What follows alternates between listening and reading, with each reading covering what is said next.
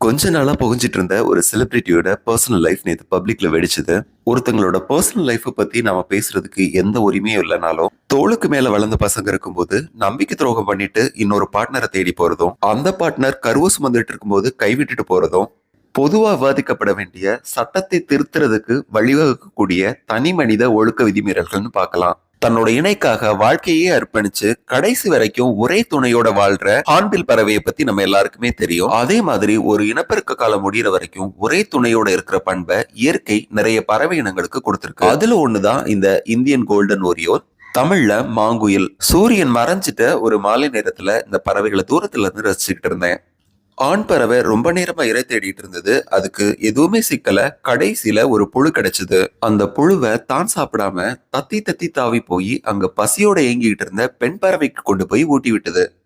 நம்மள எத்தனை பேரு வெளியில சாப்பிடும்போது நம்ம மனைவி வீட்டுல சாப்பிட்டாங்களா இல்லையான்னு யோசிப்போம். ஆனா அந்த பறவைகளுக்குள்ள இருக்கிற அன்பை பாத்தீங்களா? இவங்க கிட்ட கத்துக்க வேண்டிய விஷயங்கள் நிறைய இருக்கு.